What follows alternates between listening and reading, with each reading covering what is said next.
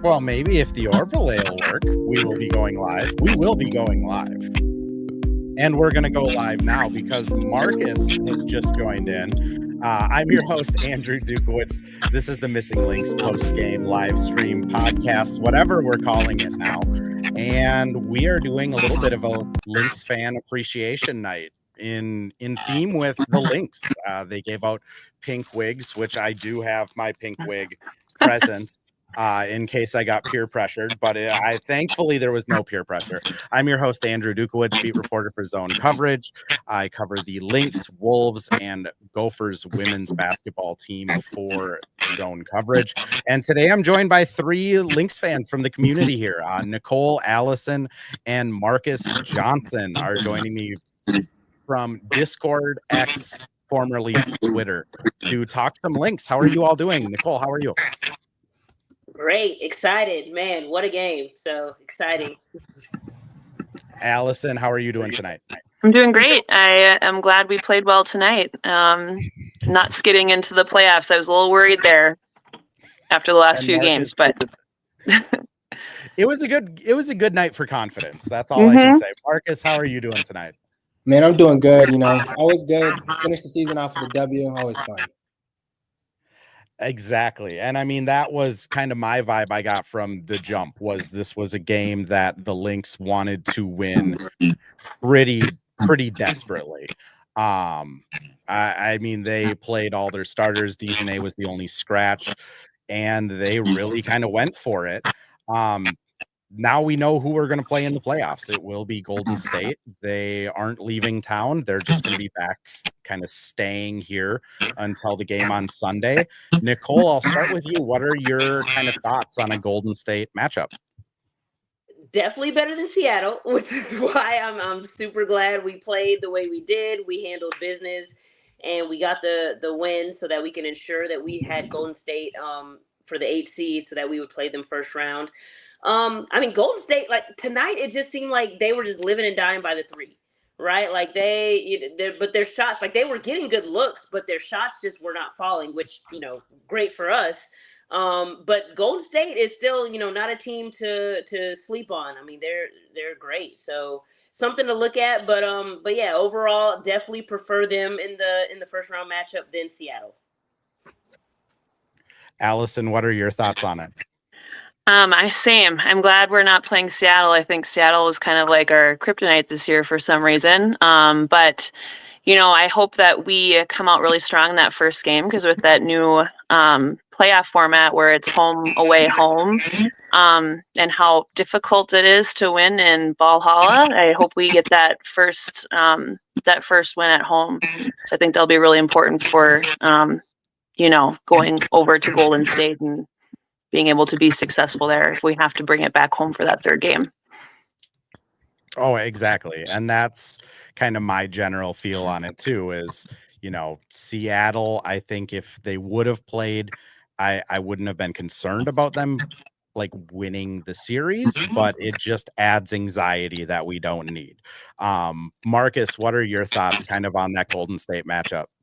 I think, and I mean this, it's going to sound disrespectful to Golden State, but I mean, they're built kind of like the same way as the Lynx are. And I think being them an expansion team, they have less top line talent. And I think that is like a good thing for us. Obviously, I mean, we have the MVP on our team, but I think that it'll be a fun matchup. It's going to be physical. I think I tweeted out earlier today, it could be like, we might see like a 53-44 game at some point too, because this is going to be just two teams trying to beat each other up. But I think it'll be fun. And I mean, they're a great story. So I think it'll be good, fun. And I don't want to play Seattle, partly because, I still haven't forgiven Nneka Ogwumike. So I think that's part of it. Nicole, I'll throw it over to you. I mean, the last time we saw Seattle, they were dancing off of our court. So I think there would have been a little bit of like a revenge factor in there, but I'm trying to think. I think Fee referred to Golden State after the game of just a team of 6 men. I mean, there are a bunch of players that are just really hungry, really driven to get wins. They all kind of play like Chechi, who we got to see up close and personal last year. Just what are your fears about the Golden State Valkyries if you have any. I mean, yeah, I think Fee said it right. I was just talking to somebody the other day about like with the expansion draft and how that happens, and it's just teams were willing to give these players up, and for them to come together, a lot of them international players. So I know in the middle of the season they had that Euro basket, like a lot of their players were gone. They've had so many hardships, and for them to endure all that and still make the playoffs as the first expansion team, I mean, there's just so much to say about this organization and squad in general. And then their best player, who was an all-star, Kayla Thornton, injured for the year and all this stuff, and still, like I said, the resiliency to make it to the playoffs. Again, they're not to be slept on for sure. But I think overall, like, I like how we match up. Chechi, I mean, it hurt me when we lost Chechi. Me too. Yeah, and just out there today, like Jasmine Salon, I don't know how to pronounce her name, but she's solid. I mean, Kyla Charles, like they've got some folks out there. Like I said, if the shots were falling tonight, it could have been a different game. It definitely would have been a little bit closer. So we'll see how they look on Sunday. Maybe the shots will start falling then. I think because this past Sunday game that we had against them, they were knocking down those threes and they kept it really close. So, and I think that was the formula they were trying to do tonight. Fortunately, again, like I said, the shots did not fall. Too much to our, what we needed tonight. But I mean, yeah, overall, like, yeah, they're not to be slept on. But I feel confident. I feel confident in us. But I mean, tonight we definitely got our work in. And I think they're gonna make us work for it for sure. But I definitely see 2 wins in a row. Let's go knock this out and then have some rest, getting ready for our semifinals matchup. That's what I predict. And Allison, there's a couple messages in the chat here. Adriana says, no fear, we need to do better at rebounding, though. Amanda also says, rebounding was rough tonight. If you're just looking at the box score, it doesn't look that bad. Offensive rebounds, it felt like the Valkyries were getting like a billion of them, but they only finished with 15. Not great.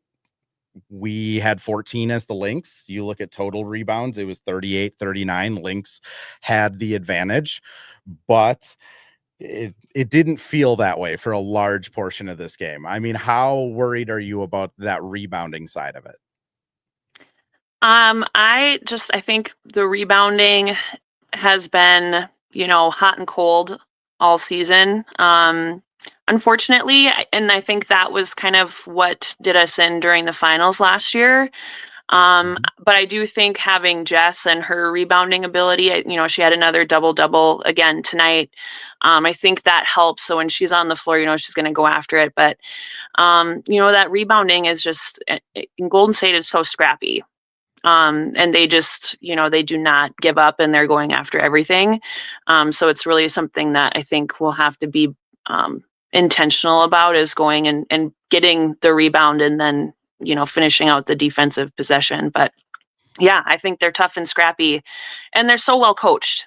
I mean, they're like singing off the same sheet of music. They're all on the same page. So it's another thing that makes them really tough. So hopefully we can come out and be really scrappy on the boards and match that. Well, and one player that didn't get to play tonight, which Curry. We're going Curry. Curry mentions Nay is also a strong rebounder, which everything I've kind of been gathering is that she should be good to go for Sunday. I mean, Marcus, how big of an impact can Dejanay be on this series? I think she can be a really big impact. I mean, the Valkyries like to play fast too. Dejanay's very strong in the full court game. Veronica Burton, who's probably going to win MIP, is one of the surprise best point guards in the W this year. Dejanay's a great defender, especially of the guard spot. And I think, we need toughness, we need rebounding, and we need, like I said, if those 44 to 53 games, you need somebody that's going to hit somebody. And Dejanay, that's kind of, she excels at that. So I think she's a huge X factor for us. And I think the Lynx are kind of like, they're a really great team, but they're also, you can tell when one person is missing because a slight hitch happens every time. And when you see that person come back in, you're like, there's the full oiled machine running and going. So I think that's really what she'll help with as well. I completely agree. I think Dejanay coming back, especially on Burton, who struggled tonight. I mean, 2 for 11 overall. I think it'll help quite a bit. I am going to throw us quickly over to an ad read here. When we come back, with it being Pink Wig Day, Fan Appreciation Day, I just want to hear your guys' like favorite memories from the season. So when we come back from the ad read, that's what we'll be going over. Well, hello. Thank you, Livestream Andrew. This is Ad Read Andrew.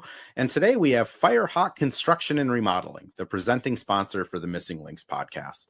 Firehawk Construction and Remodeling strives to inspire people to follow their ideas, working with respect and understanding to create a quality, tailored result. Firehawk Construction and Remodeling, located in Blaine and serving in the North Metro area, is here to help you with your building and remodeling needs. I can say personally, thanks to Firehawk Construction and Remodeling, I have a beautiful deck in my backyard and countless projects that I started, they finished. Get started on your new deck or remodel today by calling Isaac at 763-710-5686. All right, so we're going to mix up the order a little bit here, and I am going to throw it over to you, Allison. I am just going to preface it by saying tonight is probably up there on like nights that I've been at a Lynx game, like the pink wigs, the just sheer amount of buy-in to like have 8,800 people wearing pink wigs all at the same time. There's just something like hope in humanity restoring about it, of just seeing that. But Allison, I'd love to hear your thoughts. Just what was your favorite moments of this Lynx season? Oh, I muted you. Sorry, Allison. There you are. That's okay. So I loved Jess getting her triple double. That was amazing, and how fast she did it. There's so many other like basketball highlights of the season. Obviously, Fee getting her 50, 40, 90 tonight was incredible. But I think my favorite moment of the season was, during All-Star break, having the 72-hour stud buds and just seeing how the two of them just endeared themselves to such a larger community beyond just like the Lynx fans, and seeing the excitement for them and, what they're doing and their personalities. And obviously, like you mentioned, you had all those people wearing those wigs tonight. So I think that was my favorite part of the season, is just seeing the two of them have their personality shine through, and just giving a bigger glimpse into, their personalities, and our whole entire team was just something that was really cool. And I think was really special. And I don't know if that can ever be repeated. So definitely a neat thing of this season. It's been so cool to see from like the media side of it too, because this is Courtney, like who she is on Stud Buds, who she is on the Lime scooters. This is her. Every interaction I've ever had with her is that. Natisha T is the same way, like even just running into them in the hallways, like they are always on that level and like that. So to see them just be authentically themselves and get this like massive amount of support behind it. I mean, you're right. It's been just truly special. Marcus, I'm going to throw it over to you. What about you? That's a great question. I mean, there's been a lot of great moments. I really think my absolute favorite one is the first New York game we played without Fee. And I think that was because tenuous time. We didn't really know what was going on. We didn't really know, New York coming off a championship, and they had signed Emma Mieseman, and everybody's saying, they're going to run through it. And the Lynx had a big lead, and it looked like we could have been dead in the water. And that third quarter where they just kind of punched them in the mouth and kind of shocked everybody. I mean, Nay's hitting threes. Courtney and the T are doing full court layups.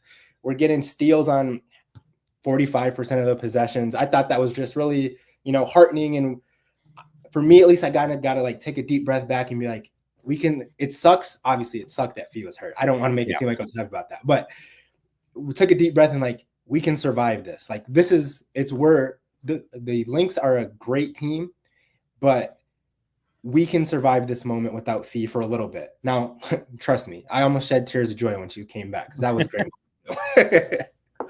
I mean, she comes back and it's like she's never left. And tonight was another one of those examples where she is just unbelievably efficient. 8 of 10, 3 for 4 from 3-point range. Didn't shoot a free throw, which we can get into that. That's for another pod. We can discuss reffing in the WNBA, but it just fees, to watch them beat that team not just once, but twice in a row, 3 times in a row before finally dropping one. It was really special. Nicole, how about you? Yeah, speaking to, first off, Jessica Shepard was the only one that shot free throws tonight, I believe, which is crazy. But Two at the very end, but Jess had the only ones for a long time. Thank you. Good point. But as far as my favorite, kind of moments and games of the season, going back to the Aces series, I was actually at the August 2nd game in Vegas. Because again, I live in Los Angeles, so it wasn't but a hop, skip, and a jump for me to get over there. And I was actually sitting courtside when K-Mac dropped the 8 threes in the first half. And just watching that live, oh my God, was just like, yes. So that probably, again, to watch it live and witness it live was so fun. So that Aces game, the 53-pointer, which, I mean, I guess if you want to say started their run and 15, their streak, whatever, but still to be there for 53-point win was amazing. I was also going to say the All-Star 72-hour stream. Yeah. I mean, seeing the behind the scenes, going to the parties. I mean, we felt it was so crazy because a lot of us, we were like staying up all night with them. Like, I'm going to thug it out. Like, I'm normally asleep by this time, but I want to party with y'all. Like, it was just so fun. So that was great. And then also, I think back to one of the first games we played against the Phoenix Mercury, the one where T hit that game winner. Where K-Mac had to steal and got it to. We had a playback stream. We were watching it live on our stream and stuff, and the reactions. I mean, the range of emotions that we had in that last minute, because we were like, oh man, are we dead in the water? Oh, we're coming back. Oh, we had to go ahead. So I mean, it was just, that was a great moment. And then also an honorable mention, even though she's no longer on our team. Yeah. Diamond Miller. Yeah. The game against the Sparks, where she had the ball and she was just swinging her elbows. I'll never forget that as well. Like, that is always still just a favorite moment for me. So, those are probably some of my top memorable moments from the season. There's been so many moments with this team too, where I feel like it's really like special to cover the team is one thing, but to like be a fan of these players and like people on the team too, of like Lana Smith going into like how she's in college and like studying after work every night, basically. And, Diamond has kind of her, emotions overflow at the press conference after kind of her first big game back. It's been really just kind of special to see how like vulnerable these people are willing to be with the fan base. Cause if you don't trust the fans that they're going to support you when you're vulnerable, you don't be vulnerable in front of the fans. So I do think it kind of goes both ways of they know how special the bond is between Lynx fans and them. So they're willing to open up more. I do think having Cheryl Reeve dancing on a 72-hour live stream and claiming it's AI and saying that she's crashing out and all of that stuff obviously helps them want to be more vulnerable, but it's been really special. KJ has a question in the chat here. Just so ready for playoffs. Do we know what time Lynx play on Sunday? We don't. It'll either be noon, 2, or 4. But we have to wait for the Aces game to finish before they will send out official times. So I, like everybody else, don't get to plan my Sunday until the Aces finish playing basketball. But that's my problem. Hopefully not anyone else's. I'm going to throw us over to one more ad read here. When we come back, we'll just kind of talk about our confidence that this is going to be the year that the Lynx raise another banner. And we're back with another ad read. This time for Pence Homes, the presenting sponsor of Hitting the Hardwood Network. From the best tools and technology to transparency throughout the entire process, Nate Pence and the Pence Homes team is the top choice for buyers, sellers, and is proud to support you and your home ownership goals. Get started today by calling 612-308-1122 or by emailing info@pencehomes.com. All right. So Marcus, I'm going to start with you this time. what is your confidence level that this Lynx team is going to get it done? I mean, their path is pretty much solidified now, where it'll be Valkyries, probably New York, and then either Atlanta or Vegas. Where's your confidence level? What's your percentage at? Ooh, it's a tough one. I'm pretty confident. I will say, I think we have a very unique path. I feel like it's not a traditional number 1 seed path, but I'm still very confident in our team. I want to go. I don't know how to do it in a percentage, but I think if you give me the field or the Lynx, I'm taking the Lynx over the field, I think is the way to put it. So what's that? It's above 50, or I don't know what the odds are. I don't do math. I work with That's words. fair. But I would say I'm taking the Lynx over the field. I think the last few weeks where they kind of trolled a little bit and they took their foot off the gas, and I think it got all of us, including me, a little stressed out because like, dang, what happened to the edge? What happened to, what happened to the team I saw the first 3 months of the season?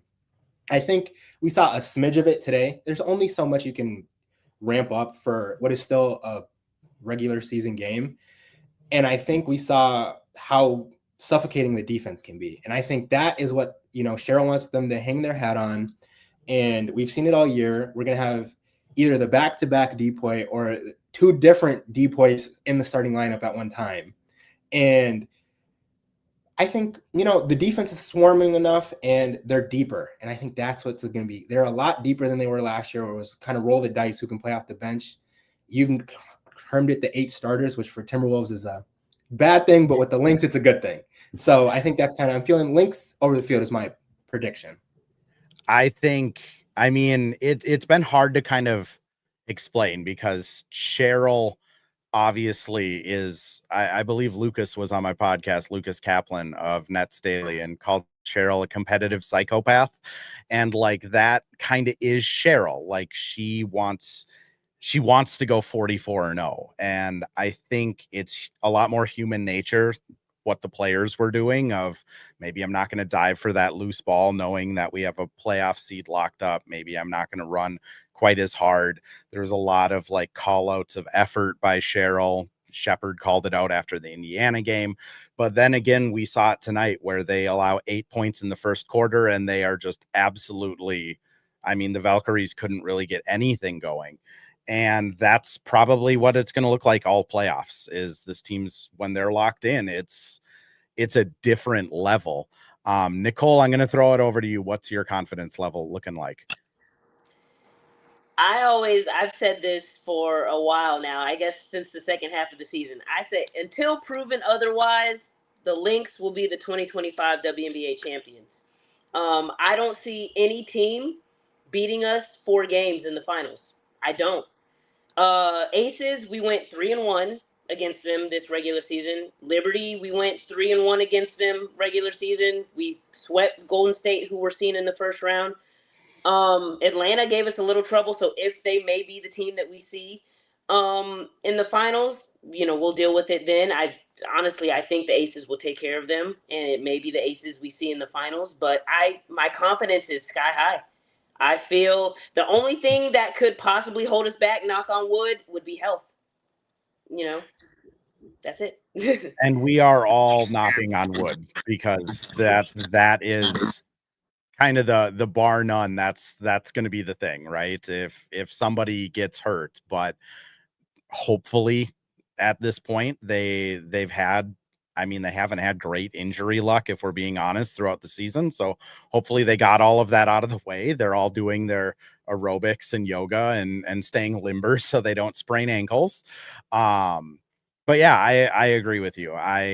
This is a team that, 10 years from now, when people like me are writing articles and they're going back through Best Basketball Reference to try and see where the current team matches up on, the Lynx are going to go down as a historically good team this year. Best offense, best defense. Analytically, they are far superior to pretty much anyone. And they have Fee not only is the second player to average a 50, 40, 90 season in the WNBA, she's the 11th player in basketball, NCAA, NBA, or WNBA to shoot 50, 40, 90. The company she's in is like your Mount Rushmores of basketball, and they have that firing on all Islanders going into the playoffs. Allison, I'll close with you here, though. What are your expectations for the Lynx in the playoffs? All right. Percentage wise, 100%. We're all in. I mean, let's talk about like what we got going on. So we've got the best coach probably the WNBA has ever seen. We've got, like you said, 50, 40, 90 players. She's healthy. The offense is just completely different when she's on the floor. Everything flows better. So she's back. She's healthy. We have, like you said, best offense in the league, best defense in the league. And, like we've mentioned, I've heard a couple times in this conversation, like our bench is so much better this year and more consistent. T's had 20 plus points in the last, 5 games now? Yeah, I think 4 5 or out 5? of 6 or 4 out of 5. Yeah, something like that. But she's playing amazing. She's being aggressive. Jess is just cleaning up everything. As we mentioned before, I think it's just the rebounding is going to be like the sticky point. But a lot of that is effort. So I think if we're cleaning up the glass, we're the team to beat. Completely agree. I mean, if I had, if I wanted to risk my WNBA credentials and just start wildly betting on things, I would probably be putting quite a bit of money on the Lynx because they are. It's until proven otherwise, they're the best team in the league. That's why they're the 1 seed. That's why they tied the league record in wins. Yes, in a couple more games. I know Aces fans will be saying that for the rest of time, but they are that good of a team. With that, though, I just wanted to thank all 3 of you for coming on the podcast here. Live streams are always fun. I appreciate you all for having the gusto to come on live and talk some hoops. And we're definitely going to be doing this again at some point in the playoffs or at least in the off season. Great. Thanks for having us. Yeah. Thank you, Andrew. Thank you. Thank you all. All right. And to everyone else, the 592 crazy people that have snuck in here at 10:15 Central after a Lynx clinching the Golden State series win. Let's call it that, because I think a lot of people are worried that it would have been Seattle. But after watching how they played against the Valkyries tonight, it's going to be really interesting to see how they try and make this work. That being said, I do have a couple Valkyries writers coming on over the next few days here. Pasquale is coming on tomorrow to talk kind of Valkyries preview, and then Kenzie is coming on after the game on Monday. He's flying in from San Francisco to cover the game, so we're going to do a live from this lovely back room in Target Center podcast after game 1 on Sunday. So to everyone that's popped in, appreciate all of you. This is why at Hitting the Hardwood we're doing this podcast. Lynx fans deserve content. As Terry says, you all get to decide if it's good or not, but just by the reaction, I'm glad that people are enjoying it at least. So until tomorrow, when I'm going live with some of the Valkyrie writers at 8 p.m. Central, go Lynx.